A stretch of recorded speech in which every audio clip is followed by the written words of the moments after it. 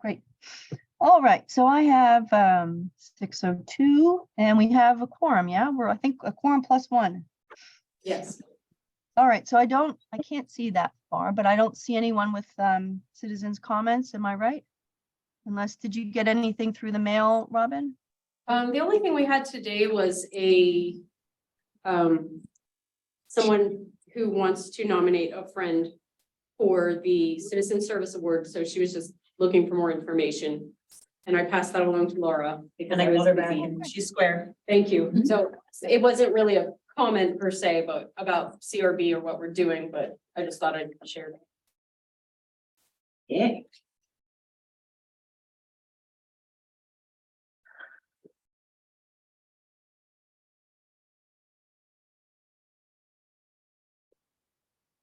January meeting. I think Catherine froze.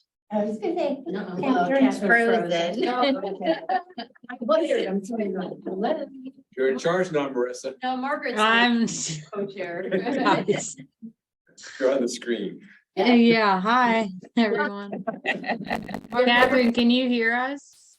I can now, yeah, I turned my, Cameras off, we don't know that you're on at all, like the public doesn't know you're here. We don't see you or, I yeah. turned my video off. When I had my video on, it was all warbly.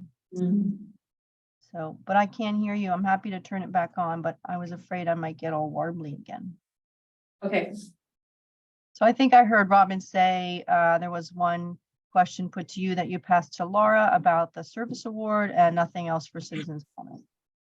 Yep. All right. So we're on to consideration of the January minutes. I've read them over. These look great to me per usual. Thank you, Robin. Does anybody have any changes, updates? Otherwise, can I get a motion to accept the minutes? Motion to accept. Second. All right, so those are in. Thanks have so to much, vote. Robin. you have to vote. Oh, Catherine. sorry. Anybody opposed? Let's do it that way. All right. So those are accepted. Hi, Adam. Okay. Let's move on to administrative reports. So mine is first. All of my comments are about other topics on the agenda, so I will pass to Anne. I really have almost nothing unless you're interested in hearing about sewers. Because that's pretty much been all we've talked about. So I was searching my brain today, trying to figure out what I could bring to you. I've kind of got nothing, I gotta say. Right, but, one thing I thought of. MRTSA, if you've gotten your subscription thing in the mail and you haven't renewed it, please do. MRTSA depends on people subscribing so that we can continue to have good ambulance service. So you can go online. It is so simple to do online. I think I did it in 5 minutes. You know, it's like do finished. That's it. That's all I got. Okay. On to you, Laura. I don't have anything that's not covered under any of these other things, and it's mostly just answering questions anybody has, so. All right. Robin, back to you. Nothing any of you would be interested in. Yeah, they didn't bite on sewers, so you know. Library state report is super exciting, I know, and our audit, like, try to contain yourselves, right? Huh? No, I don't have anything. Can I ask Robin, I'm curious, why was the library closed today? We had a staff training and Oh, it was an all-day virtual conference that the date was set by the State Library Association that hosted it. So we closed the library so that all staff could take advantage. That's nice. Okay. And then I didn't actually see, maybe you can see better. Did any of our junior board members make it today? No, they're not available today. Okay. Okay. This is clearly not a junior board member report, but I'm not sure if anybody else has a rising freshman starting at the high school, but we do. My daughter will be starting there, and she is extremely excited about the programs that the high school has to welcome new freshmen, and she's looking forward to meeting all of these student ambassadors and those types of things. So I think it's wonderful how much they work on trying to get kids to feel comfortable in that environment. All right. Let's move on to continuing business. So our first topic is diversity, equity, and inclusion initiative. I think Adam, were you looking to connect with Anne about a topic related to fields and questions to add to a survey? Is there any update on that topic? Yeah, Ann, Noah, and I have been looking for some time to make that connection. And you'll have to remind me of the guy who's the survey person, his name. Ian McMeans. Ian McMeans. Yes, thank He's you. gonna meet with us, but we have to wait till after Noah gets back. That's all we're waiting for, really. Yeah, Noah's in Israel right now. So once Noah gets back, we will set up some time to discuss the latest of that. And for anybody wasn't around from the previous meetings, where the discussion is going to be essentially about how we can incorporate some demographic data and some of the DEI principles that we've talked about in the survey in all forthcoming surveys related to that Mount Lebanon puts out, including the whatever remaining surveys are to come from the Ascend Levo project, so that we can better understand whose input is actually being captured from a DEI perspective, rather than just gathering general input from Mount Lebanon, either residents and as well as people that work in the region and stuff and the neighborhoods. Okay. All right, great. And then I think the other topic we had outstanding, at least from the review that the team had done on the initiatives we got from the commissioners, was around training that I think Livia had put together, a lot of suggestions around different tracks for different members of the municipality, those types of things. I know that was presented to you, Anne. Is there any follow-up for our group on that just yet, or no? Not at the moment. I passed on that information to Keith McGill.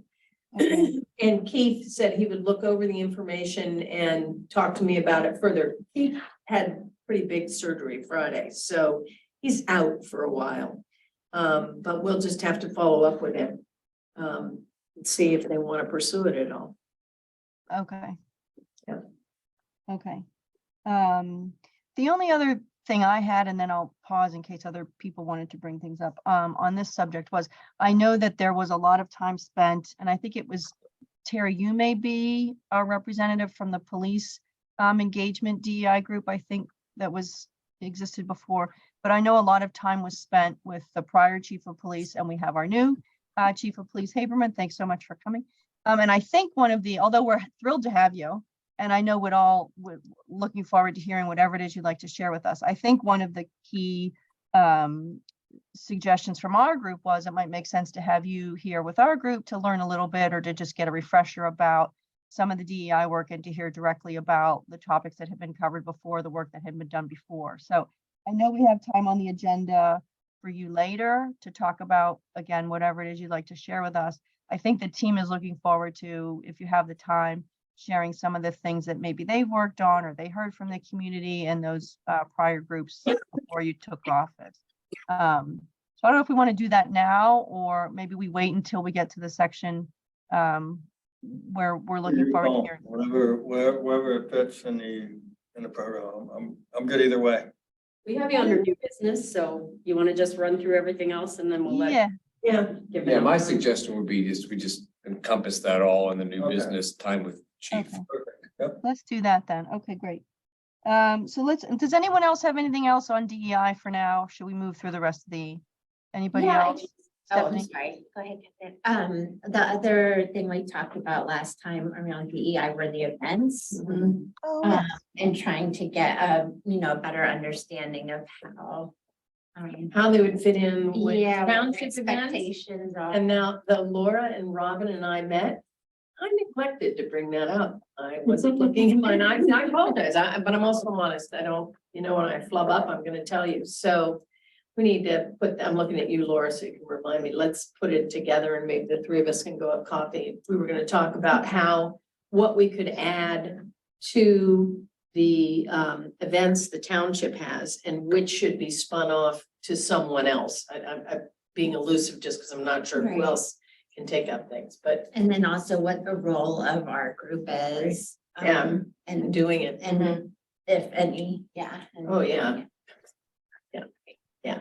And there was a really good suggestion. We actually talked about this a little bit the other day, but I just didn't tie it into the larger discussion, and that was that, I think it was Noah, or maybe Terry, it was you. One of you said when we were talking about it, that it didn't feel often as if there was enough, I'm putting air quotes, ceremony around something. So if, for example, let's say you have Martin Luther King Day and you have an exhibit at the library, is there a way to make sure that the greater population of Mount Lebanon knows that the township is honoring that, and, you know, we show some way for that to happen.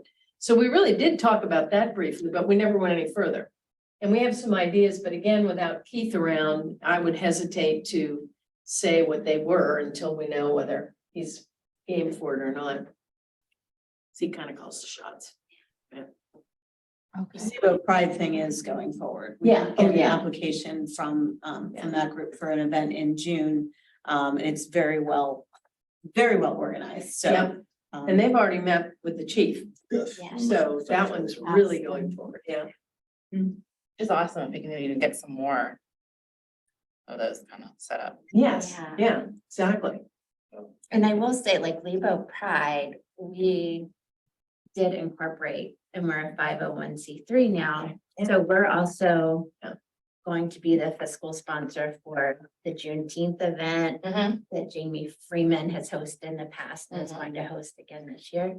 So we can act as a fiscal sponsor for things that that may not that be makes able us- to Yeah, fit, you know, I mean, that was one of our purposes for incorporating. Yeah. We could, that's great to know. That's really nice. We didn't know that. yeah. Do you have a, what is your website so that we can look at like mission statement and things like that? LeboPride.org. Okay. Yeah, and our mission statement, we've tried to make incredibly broad, not just focused on LGBTQ issues, but general, you know, uplifting of the.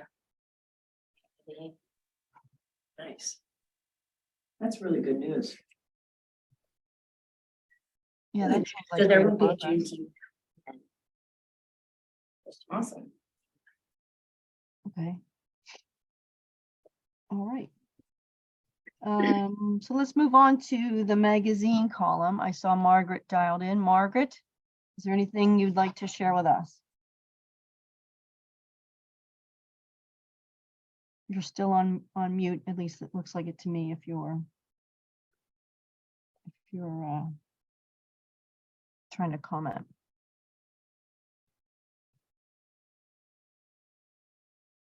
Maybe she may have stepped away. Was there any contact that came your way, Laura, from Margaret?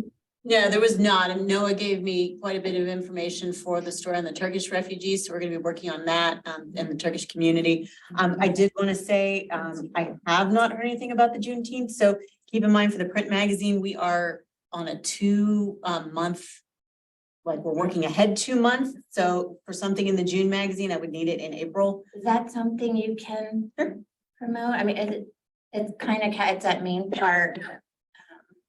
A pavilion is rented. All I need is like Really? bullet points, doesn't even have to be like full English sentences, just date, time, place. When do you Tell need it? people 2 months before, so April. April. Yes. Well, that sounds like a good fit. I do. Oh, will you pass that to her then, Stephanie? Yes, definitely. Okay. Oh, that's awesome. Okay. And that's true for any community events. If anybody knows of any other, you know, nonpartisan welcoming community events, if you get the information to me, I can get it on our calendar. Okay. Okay. I don't know if Margaret, I don't know if you were trying to comment, but I think you're still on mute. All right, well, let's skip ahead. Anything else on the magazine column? From anyone? Okay. Let's move on to the Residence Academy. I don't know if Pam or Stephanie, if either one of you want to give a summary of where things are right now. Well, we've just, we're heading into our 6th night, tomorrow night. So it's been going very well. We've only had one small glitch and it looks like we came up with a phenomenal solution. So we had failed to ask in the beginning if we had any individuals who would be attending that had needed accommodations. So that's a good one for the future, just to make sure. So we do have one individual who is hearing impaired and she needs some assistance. And so we have some equipment to take care of that tomorrow night. So we should be where we need to be. So it's all good. If anybody else, wants to join and see what it's all about, it's I pretty do, cool. actually. Really neat. What, how many weeks? is that? Nice. Through March 3rd. There's 4 more. So this week is inspections and recreation. The following week is the fire department and medical rescue team, then the school district, and then the final one is St. Clair Hospital. Keith McGill, the manager, is going to be speaking, outreach teen and graduation, where some of our local officials are going to come and present certificates. So Highly And if you're not recommend. sure the location, we can share because they move around. Right, okay. So the one tomorrow evening is here. In the chamber, so. Yeah, the other comments I'll add, I know Pam, and maybe you as well, Stephanie, but I know at least Pam has started a list of suggestions and things to think about for next year, which is great. So we can improve upon what we're doing. I did hear from our elected officials, and each one of them will either attend themselves or send someone with the certificates from their office. So that's very nice. Yeah, and it seems to be moving along. And we had a couple of our poor speakers have had a couple of mishaps with an illness and a surgery, but they've been really great about swapping things out. So for attendees, they don't know the difference, that we had some last minute scheduling, thanks to Laura, to get that in place. So, okay.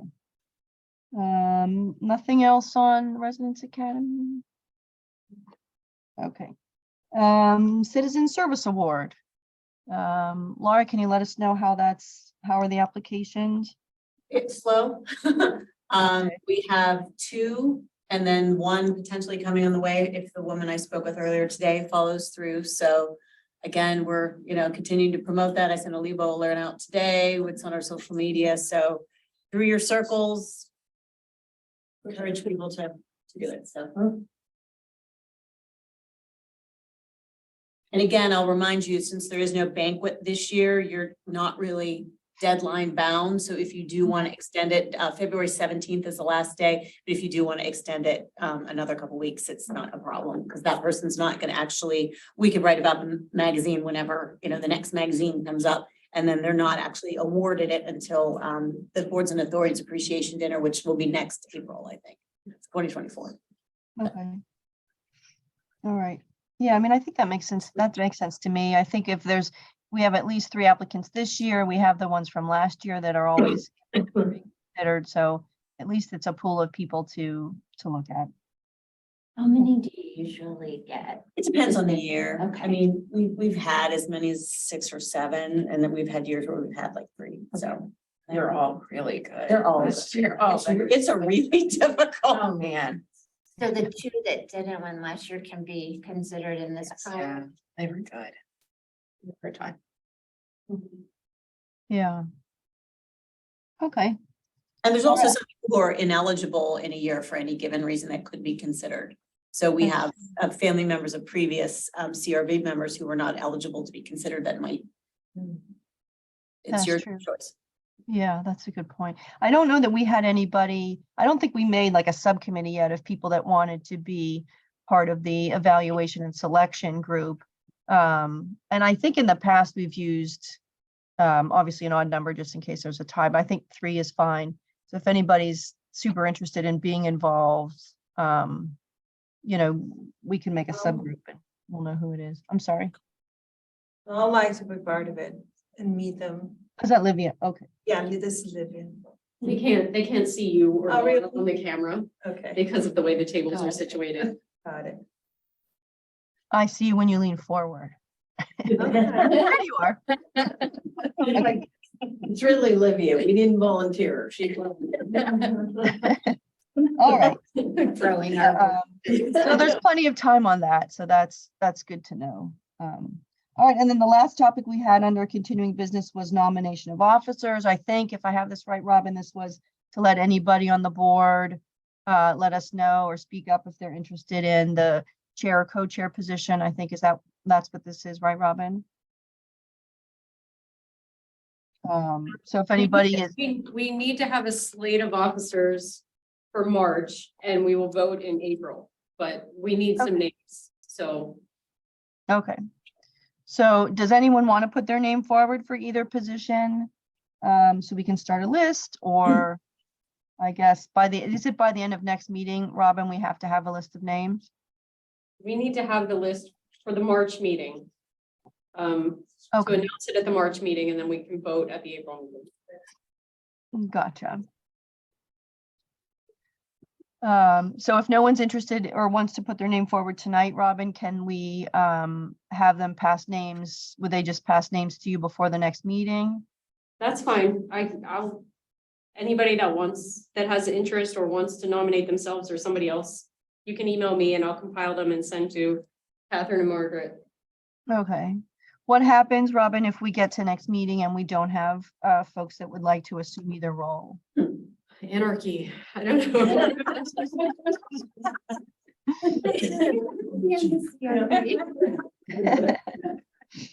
All right. Toes. Yeah, we might do short straws. I really don't know. I mean, that's bylaws, so. That sounds fun. All right. So if no one wants to put their name forward now, then feel free to get your names to Robin before the next meeting, and we can at least have that on the agenda to announce those names prior to the voting for April. And I would like to mention that Margaret is back on screen now, so if you want to go back to the citizen mediations in the magazine to see if she has anything to add there. Oh, yes, yes. I'm sorry, I skipped over citizens mediation. Margaret, we got to magazine column. Laura highlighted that she had a lot of information from NOAA about Turkish refugees. As part of our conversation, Stephanie had highlighted the upcoming Pride event and said that she would share some high-level bullets and information with Laura to highlight that in a future magazine. Are there other topics you might want to mention around the magazine column? Yeah, I don't really have any other topics to mention. So this is great. People just keep feeding Laura with article ideas. That's definitely the ideal way to go forward with this. Okay. And so then for mediations, I still have a few that are ongoing situations. But I think with some of them, they're waiting for the weather to get a little bit nicer to go forward with some of their issues. So yeah, so as usual, things are pretty quiet in the winter with the mediations. Margaret, I meant to mention to you, I didn't do it sooner, but in our last Residence Academy, we had our second speaker of the night was the representative from Animal Control, and he was talking about, I think it was during the Q&A session. He was talking about, I think it was around chickens and what's the ordinance for chickens in Mount Lebanon versus neighboring municipalities. And someone in the audience said, I've got this issue with like chickens, and then someone has a dog and they're like, they built the chicken coop, right? What do we do if we can't, they went on and on about what is policy and what's, what is officially on the books. And then I didn't mention you by name, but I probably should have, but I just said, in case we do have this citizens mediation process, you can check it out on the website. And the attendee said, that sounds really good. I don't think it needs to get as serious as involving the officials. So I don't know, maybe you'll have some chickens heading your way. Oh, good. Well, that sounds like an interesting issue, definitely. Yes. I recommend Thank you, glad you brought that up. tree issue. We have a dead, dangerous tree in the neighborhood, and the neighbor whose property we think it is on doesn't want to take it down, and the other neighbors want it taken down because the children play there. Yeah. So you may get a call on that. We'll see. All right. Okay, sounds good. Yeah. Hope they don't Okay. check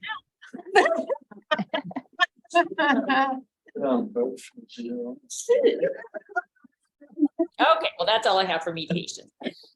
Thank you, Margaret. Anything else in continuing business that folks want to bring up? Anything I missed or skipped or? Okay, let's move on to new business. Thank you so much, Chief Haberman, for being here with us. Thank you also for mean, I think you were in office for maybe, or in your position for maybe 4 days, and then you came and spoke to the Residents Academy and did a fantastic job. So thank you for jumping right in. But welcome, and we're happy to hear whatever it is. Oh, Froze. You're mute, Catherine. Oh, there you I go. was just saying, thank you for coming and welcome, and we're happy to have you here, and we'd love to hear whatever you'd like to share with us. Thank you, thank you. No, I appreciate you inviting me. It's really been a pleasure and a very busy month. But again, it's all exciting stuff. It's something I'm very much looking forward to. As I've said before, you know, the initiative with DEI and the initiative with diversity, I have a strong background in. And so just to kind of get you caught up to speed, I'll just give you sort of the 30,000-foot view and a little bit of in the weeds on it.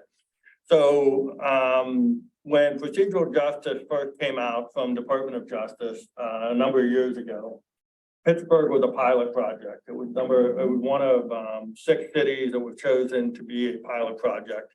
I was fortunate enough to be a member of the transit police, and we were included in that early pilot of PJ, as we call it.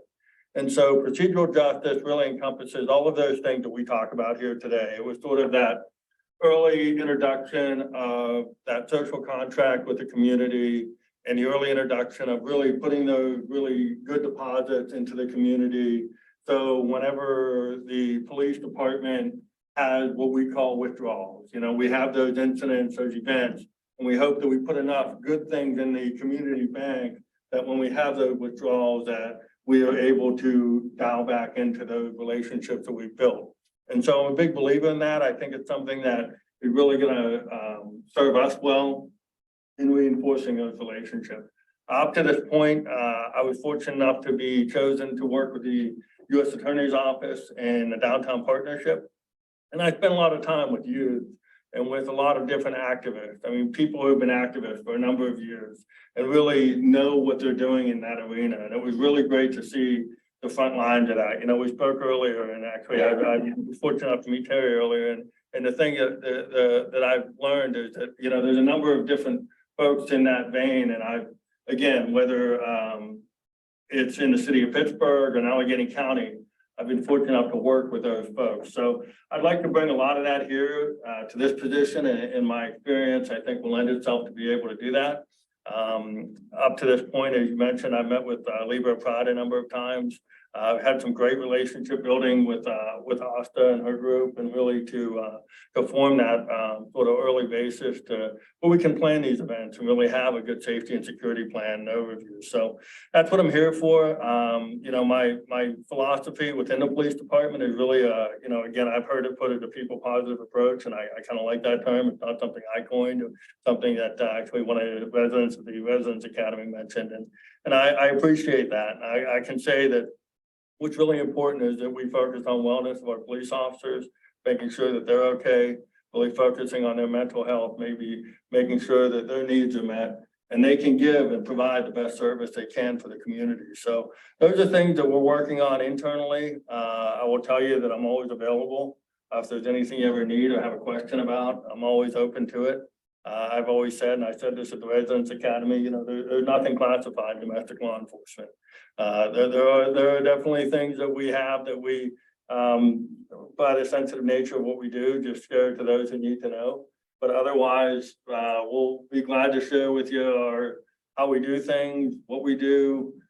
There's nothing you can't pull up on YouTube and determine in terms of tactics and techniques. I mean, there's really those days are gone. So whatever we can do to keep that open and keep those lanes of communication open, I'm all for it. So that's pretty much my, again, 30,000-foot view of what I've done and what brings me here. And I'm really excited about it. I think it's an opportunity. I'm from here, as an aside, Troy Valley graduate, 93. Grew up in this area. I call this area home, and on my Friday nights at the ice rink. My dad lived in Mount Lebanon. A lot of family still lives here. So a lot of memories were formed here, and it's something that I'm proud to be a part of. So with that, any questions you have, any concerns, I'd be glad to address. I would like it if you would explain, pardon me, a little bit about the accreditation process Sure. in going forward, what you have to do, because that creates a record if you're interested in how the police force conducts themselves, what they do, and whenever there's an incident, it has to be not made public, but through the accreditation. Sure. So you can do a better job of explaining, but I thought that was an important point. Yeah, thank you. So the one thing that we undertook, and it's been a years-long endeavor, accreditation is a very difficult process for police departments. So there's about 1,100 or so eligible police departments in the state of Pennsylvania. That includes campus, local police, as well as sheriff's officers eligible to be accredited. We are fortunate enough to be the 149th accredited in the state of Pennsylvania currently. In the accreditation process, there are over 340 individualized bullet points out of about 150 requirements. Within those bullet points, it are things like having a use of force policy, keeping up on proving that you adhere to that use of force policy, having a duty to report policy, proving that you adhere to that. So it's not just saying, hey, we have all these things. What it's saying is we have all these things and we can prove that we've done it. And you prove that in many different ways. So one might be an incident report saying that you double locked a set of handcuffs and that adheres to your handcuffing policy. One might be a training document and a training curriculum for our certain type of training, whether that TASER recertification or something else. So what happens after you get accredited is you spend the next the next year validating all of your accreditation points. And then every 3 years, you go through the accreditation evaluation again. So it is something we're pretty proud of, and it's something that takes really the effort of all involved. It's not something you can really fake your way through. You've got to really have the meat and potatoes to back it up. And that's why so few agencies really do it. And so it started with our policy and procedure review, which we were fortunate to do in 2020 and 2021. And then after the policy and procedure review, we went right into accreditation, which we received in November, I believe, at the end of October, beginning of November. After 20 years of trying. Yes, thank you. It was, again, years long. It was really quite the group effort. So thank you. It was really supported by all involved. So. Do you want to explain duty to intervene? A lot of people don't know that. Yeah, so duty to report. So I think we had this question in the Residence Academy, actually. It was a question about our use of force policy and excessive force. So what it means is you don't have an excessive force policy. What you have is a use of force policy, and then you have a duty to report policy. So what essentially it's saying is in our duty to report policy, what it says, and again, our definition of force, for example, is defined as the lowest level of force that we can have at the definition. It's defined as anything above non-compliant handcuffing, which is the lowest level of force by definition of any policy you'll see. And so in addition to that, what we have is a duty to report. So essentially it's saying if you see somebody on your police department or anybody else at a scene that you were at and you don't report them, then you are held to the same standard of that violation could you not report it. So what it essentially means is whatever it is you see, you are just as guilty of. And so that is what the duty to report, duty to intervene policy means. And so you have to have one that's just as strong as the other. And so if you have one absent the other, then really it's a bit hollow. And so that's something that, I'll say this, our statistics in terms of that, last year we had about 18,700 encounters with the public. We had 21 use of force reports, none of those resulting in any injury to those individuals. And 21 of those times where use of force reports were completed by our officers. Go back to the accreditation, I have a question. Yeah. So you've achieved it now. Do you have a period of time before you have to go back and kind of reapply? Yes, so 3 years is our reaccred, and every year we have to keep up on it. Okay. So in your reaccred, you have to show your previous 3 proofs. Okay. And that's an ongoing process. We have a plan in place to keep that Okay. ongoing. It is a bit labor intensive at times, but we've again divvied up a bit of that work to try and keep it not as burdensome on one individual or one unit. I have a question. Yeah. So my name is Livia. I've been involved with the DNI prior to the CRB role. And question, did you receive the report and recommendations that we had part of one of the committees that was responsible for coming up with ideas, and it was at the time of the previous chief was. I have seen that, yes. Did you see the legacy? What is your point of view around the report, if you had the chance to? I'm sorry, I haven't seen the report. I've seen the recommendation. The I'm sorry. recommendations. Yes, I apologize. I know the report's about 60-some pages. I've not seen that. I have seen only the end recommendations. Okay, So. what is your take? Well, I think there's some really good ideas there, for sure. I mean, I think that there's some things we're currently doing. I think there's a lot of things that we, for example, I believe it's, number 10 and number 11 on the recommendation part, is re-engaging with the community, and really focusing on COP. And I can tell you that that's something we've already done. Prior to me even seeing that report, one of the things we did early is I met with all of the command staff, and one of the things we did was to say that roll call limited to 15 minutes. Our officers are going to be out on the road more. And in fact, to ensure that they have enough face time with the community. And the other thing we implemented was to do one thing a day that you're not asked to do by dispatch or your lieutenant. And so essentially, the officers have to come up with one community engaging thing, whether that's stop at the school, stop at a business, go say hi to a resident. One is not more or less, weighted than the other, but at least you're out there. And so the idea really in our world, in the policing world, is really to get everybody out on the road as much as you can. And we do that by some of the technology advantages we have with computers in the car, where they can do the reports in the car. They don't have to come back to the station as much, so those are all things that you do to sort of lessen the burden on the officers. Yeah. And to keep them out working as much as we You don't can. need more paperwork for that, right? What? No, they don't need that. That comes naturally. Wellness, the role paperwork and keeping things safe. Right. So you answer actually my second question, which you're talking about this ratio of positive interactions versus withdrawn. that you Yes, consider. yeah. So you're answering my second question. Then final question I had is that what kind of support do you need from us to do your job well? Well, I appreciate that. And so we've gotten a ton of support from the community, and I can tell you we're very well supported, whether it's by the commission, by the manager, by the staff, by all the entities and the residents as well. And so, we're very blessed in that respect, and I can tell you that. The one thing I will say is just the biggest thing that I could ask from my perspective is that you give us the opportunity to work through these issues. There's going to be bumps, there's going to be things that occur in life and in the world that we work in, the world that we live in. There's going to be reports, whether that's media reports that come up, whether that's a social media report. And I just would like the opportunity to clarify those things in ample time without rush to judgment. So really, that's the one thing that I would ask, is just to have that ability and to be able to talk through those things. And really, I can assure you that anything we encounter as a police agency will be met with the level of investigation and seriousness like no other, and that we take all accusations seriously, we take all actions seriously. It's very important to us that we maintain that trust with the community, and we know that if you lose that, it really takes years to get that back. And so we will never waver on that piece.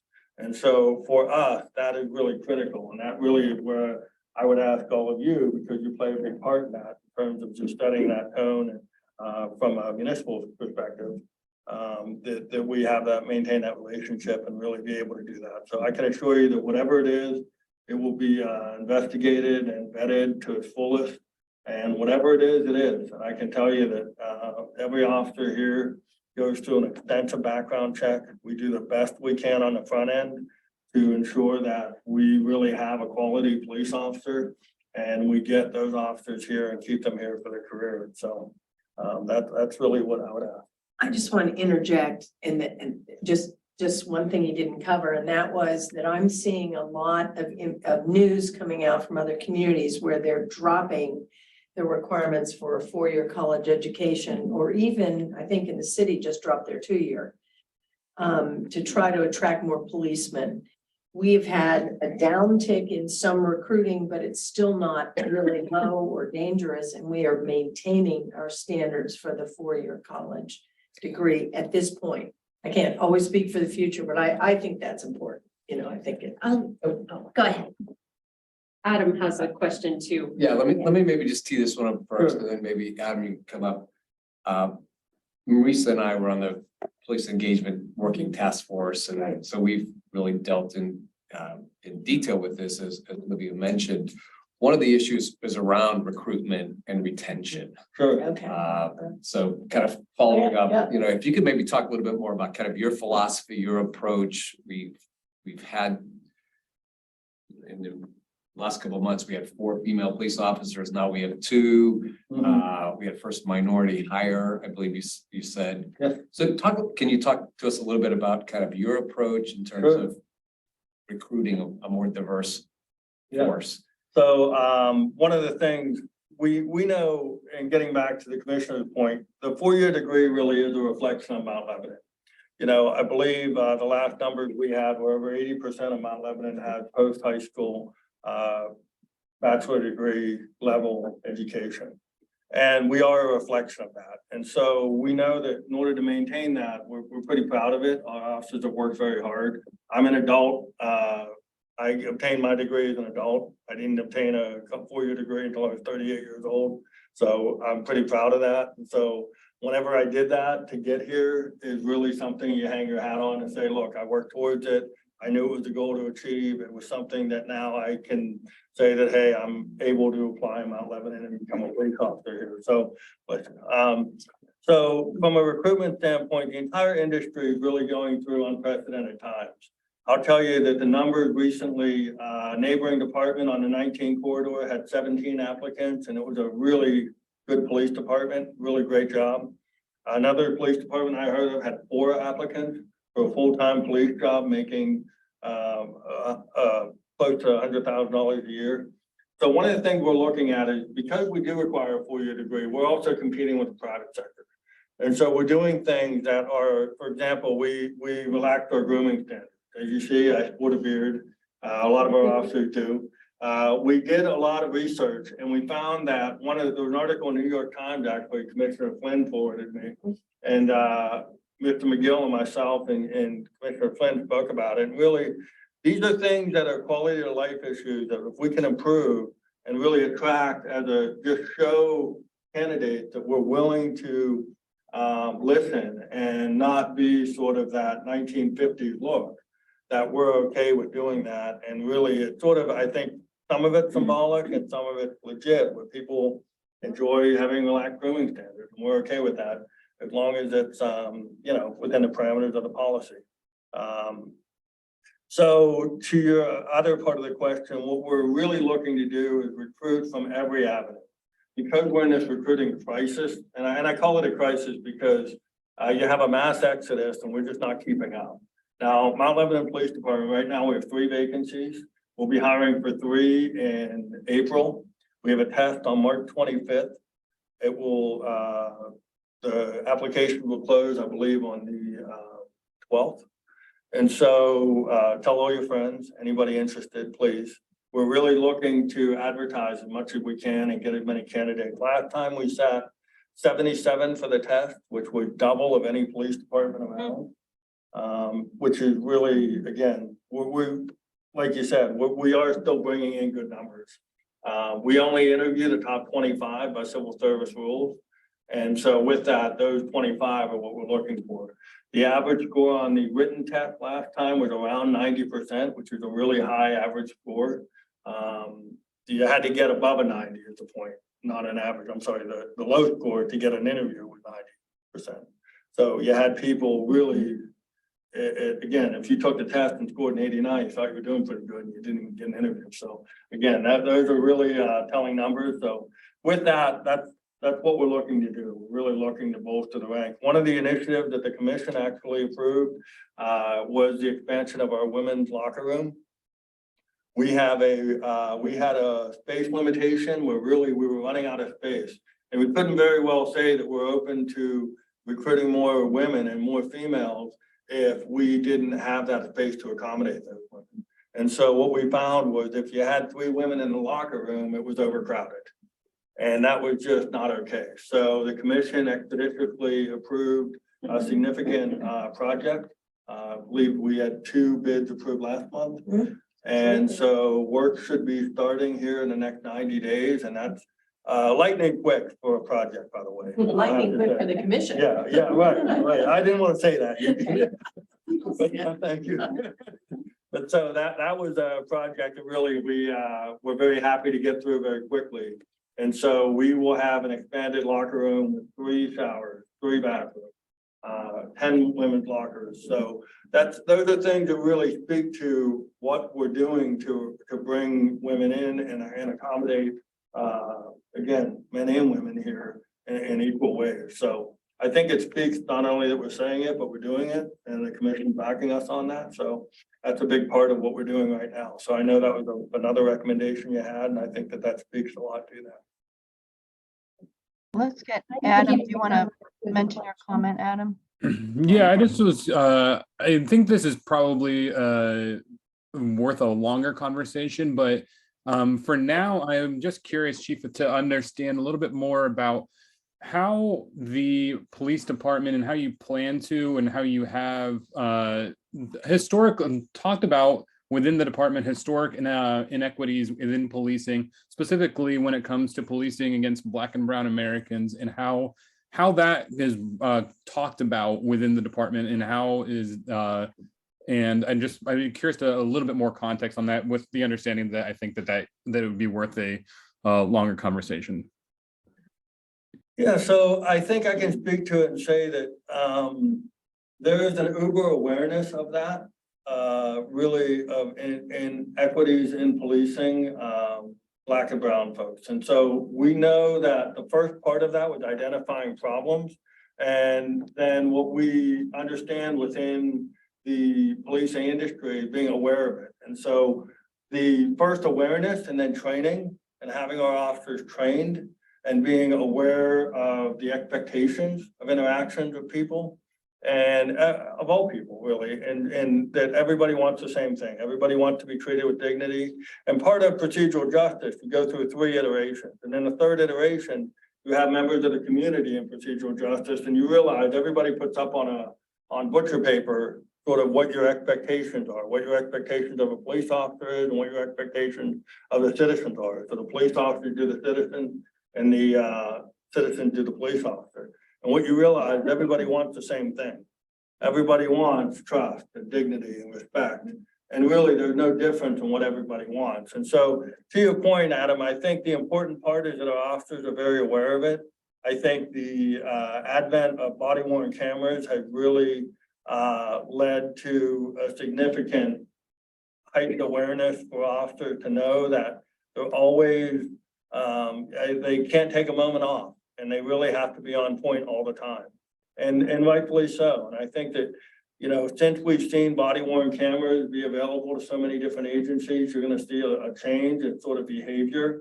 And not that because somebody's watching, but it's just a reminder that you've got to be on point all the time, and you really can't have a bad moment. So I think there's a difference there. One isn't, it's not that somebody intends to do something bad, it's just that somebody has a bad moment. So there's a difference there. But I think from our officer's perspective, it's more an awareness and something we reinforce. We have annual training every year. One of those days we talk about, we have a day where we really have wellness. We have training that's specific to. One thing to note too, Adam, if I could add, we're fortunate enough to be certified as an ABLE certified agency. And this is something to note. ABLE is called Advanced Bystandership for Law Enforcement. We got certified as an ABLE agency in October. And it's a program that's out of Georgetown University. It was a think tank that was started in New Orleans a number of years ago by police chiefs and community citizens alike. And what they developed was this program to really check yourself first and say, okay, am I in the red where I can't act effectively? And then the other part of the program is to say, if you or I are working together, and you can check me regardless of where you're at in the rank spectrum. So ABLE is able to say, hey, I got this, I'll take this. Hey, maybe it's a emotional call. Maybe it's a call involving a child. Maybe, you know, you've seen it where, hey, an officer had a 6-month-old, they go to a call involving the abuse of a 6-month-old. And they have these calls where you're able to say, hey, I got this, I'll take care of this, and let me go handle it. And so ABLE is institutional understanding and really a philosophy. And so all of our officers by October will receive the ABLE 8-hour training. And that's something that we're only one of a few locally that are subscribing to that model. And then it also speaks to inactivity as well. So it speaks to things like Uvalde, where you had inactivity by ranking members. And as as a lesser ranking member, you can act within the scope and under color of law and within the scope of your training, should you feel like you need to do so. And you won't be punished. And that, I Be mean, punished. married to a military man, the rank thing is very huge and has been coming out as a real problem in police departments. 100%. That's one of the reasons I think this is a really great thing. Agreed. I think it's really gonna help to really change that, to your question about that internal sort of dynamic. Yeah, I wish they had that in healthcare, actually. It's a big issue with Yeah. nurses and doctors. Yeah, exactly. Yeah, right. Who's gonna- I have to run, but I appreciate your candor, Chief, and I look forward to more conversations. Thanks all. Likewise, anytime. Nice meeting you, Adam. Any other questions you have? I'm Oh, sorry. No, I'm good. Oh, okay. Yeah. A couple of meetings ago, I think Ann mentioned that you had applied for a grant for a social worker to be on calls. I know Yeah, Ann and I have a neighbor in particular, and I'm sure there are many who could benefit. I've talked really about it before. benefit from that. And I Yeah. think it's important. so this is, I'll tell you, it's been an emotional week for this, and I'll tell you, I really have a lot of strong feelings about this. And I'll tell you, we lost Officer McKees for it to an individual. Yeah. And I really, it's heavy on our hearts right now. We have officers in our department that went to high school with him. He went to local Baldwin High School, and so we're all hurting from it. And so what's really sad is, unfortunately, I've been in the business long enough to go to enough police funerals, and unfortunately, it's very similarly the same story. It's the same profile of individual. It's the same pattern of behavior. It's the same inability to interrupt that pattern. And it's the same inability for a police officer to do whatever is needed for that person. And so I would say it's, again, if not my first priority, very close to it, to get this pilot program of this co-responder model working. I really think we need to get we really don't need that much money to make it sustainable, we will. But I'll tell you, we're probably looking in the neighborhood of around 90,000 to hire one social worker and have them embedded with Medical Rescue Team South. What we found was we don't have, unfortunately, I can tell you, we've had 3 calls in the last 2 days that are 302 or 201. Very violent, by the way, where people either could have died themselves or somebody else could have died. So I will tell you, we are in it. And then when I say this week has been very tough for this subject, I'm not over exaggerating. And I will tell you that once we get that co-responder embedded with the medical rescue team, they can handle that follow-up piece, that warm handoff piece, that, okay, are you doing all the right things? I can't, and none of our officers can pick up the phone and call people and do that with any legal standing. They're just, you'd hang up on us, and you should, by the way. If we were to call and ask you, did you take your med today? I mean, quite honestly, that's just not an appropriate conversation to have as a police officer with a citizen. And so we aren't set up for that. And so we need to have that mental health professional to be able to say, okay, here's what we have. This is the warm handoff and this is the follow-up piece. And then they're able to maintain that coordination of care for those individuals. We have other examples of people, unfortunately, that Department of Aging has neglected, and they're calling us 3 and 4 times a week saying, hey, somebody's running through my house with a gun. Well, you can't not go. And it's not going to be someone through the house with a gun, and yet it's going to be the same call. And unfortunately, we can't get those. So do you do referrals for that? Or Okay. are you looking for candidates as well for that position? What's the? We aren't there yet. So we would have to do right now we're in the phase of, we're trying to get grant money for the social worker, and then we would do a RFP for the position. And then once a position would be identified and awarded, It would likely be a period of probably 90 days after that. And then we would pilot that program for a period of a year from the time of implementation. And I spoke with Chief Kruger today. I spoke with Chief Gregoric from Whitehall. I spoke with Chief Bizignani from Dormont, Chief Cleary from Greentree. All of the chiefs are on board with the program, and collectively we have enough calls to manage. Keep one person working, and MERTS EMS is more posed to house a civilian 24/7. Where in our police department we could in Mount Lebanon, but not every other police department could. And so if we want this model to be successful, we feel like we'd like to pilot it with EMS. And there's 46 EMS agencies in Allegheny County. There's 109 police departments. There's an easier span of control with EMS. And so if we were to make this successful, we feel like we would like to house that under the EMS umbrella into that silo of response. And you're not creating another silo of response with having, a social worker type. You're actually keeping it in 3 silos, and that way you're not creating another one. We've spoken with a number of folks, and we feel like this is the way to go. And we've done a lot of research on this, and we feel like this is going to fit us the best. So we are all in. We've been begging for help. The one thing I'll tell you, and not to bring the national conversation in this room, but I'll tell you that it's really important that we aren't unwilling to accept help right now. We need the help. We're asking for it, and this is what we have to do. We just have to do something. So we're going to garner our partners in the healthcare industry at St. Clair Hospital. We're going to speak with our local representative. We're really have meetings set up with all of those folks, and we're going to see what we can do to make that happen. And I assure you we will. Just add a couple things to that. The one reason to have an EMS person and a social worker go together is because the social worker can do some things that EMS can't, and EMS can do some things that the social worker can't. So that team approach is important. With the co-responder, if I'm correct, the policeman arrives first to assess the situation and make sure everyone is safe. Exactly. And then we go to the car or ambulance with the EMS and the social worker. In the best of worlds, we'd like to send them in a car so that it's, again, less threatening, but it costs money. We have this in front of RK Mellon Foundation. So if you know anybody at the RK Mellon Foundation, put in a good word. Again, it's a pilot project the first year, and MRTSA would like to expand it to all 6 of their communities if it works. So, I mean, it really has some great legs if we can get the initial funding. One more thing, St. Clair Foundation has been approached and said that once it is up and running, they would be happy to support it.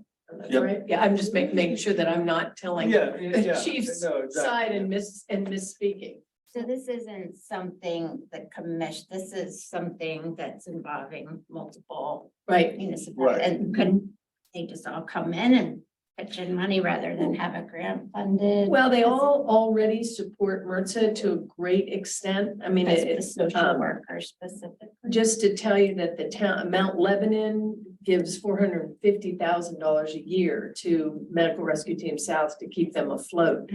So I'm not saying it couldn't happen, and I think it's a very important need. So it might be one that we want to push, but that's the next budget cycle even. So Okay. that, if we can get it any other way, we'd like to get it going as soon as possible. There's a program manager from the RK Mellon Foundation that's a Vivo resident, just FYI. There you go. Let's talk. And Yeah, maybe so it's something to very say. important. I was just curious, so when you were talking about the social worker going in on their own, is it an on-call position? So the pilot would be 8 hours a day. Okay, And so part of that work would be the follow-up. So even if you didn't have calls to respond to, you would be maintaining that caseworker sort of okay, posture, following up, getting, again, being that hub of resources, whether it's Department of Aging, whether it's, we have hoarding cases in this area, believe it or not. It would be, there's a task force on hoarding, whether you get all of these entities. Yeah, there's a lot to do. And we can't do it at the police department. So right now it's not getting done. Right. And I'll tell you what's happening is, this is the gap. If you really go down on the academic conversation, this is the gap. I mean, this is it. So what you're doing is you're allowing that piece to be filled 8 hours a day, and then hopefully it expands. Yeah. And if it does expand, EMS is more opposed to accept that 24-hour expansion, Right. which is the other part. So let's say it's wildly successful. In a police department, we aren't set up to have bunk rooms. We aren't set up to have overnight accommodations. We are set up to be open 24 hours, but not to sleep there. And so EMS is already set up for that. So we know that if we really focus on it, we can have that piece sort of expand more easily. And so that's the game plan. And I agree. I think it's a really important initiative, and I think it's something that we really need. I mean, we can point to 100 incidents, most notably Gilkison Road, July 29th of 2021, where we were, on the verge of planning funerals. I mean, really, we were just one bad decision away, and luckily our officers, and not because they're our officers, but they did an unbelievable job that night. And really preventing what was an intended act of killing police officers. And so that was an individual we had on our radar. Nobody knew what it was all about. 201 them, 302 them. I mean, same profile, same thing. So with that, yeah, I talk a lot about it because I'm very passionate, because it's unfortunate, because our officers have to really bear the brunt of these unfortunate incidents that are very preventable if you get the right people in front of the consumers of mental health. And if the consumers are able to get the right folks and get to the right appointments and get to the right sort of things, then So I worked 8 years in special ed and Yeah. social services and psych services. And at the time, I changed careers, but Pennsylvania, Massachusetts, Florida, and California at the time were the only states that had a solid, what they call wraparound community-based outreach, that had the crisis manager, they had the psychiatrist, psychologist, and also had a branch tied to Western Psych, or your in-house facilities as well. So the system really works.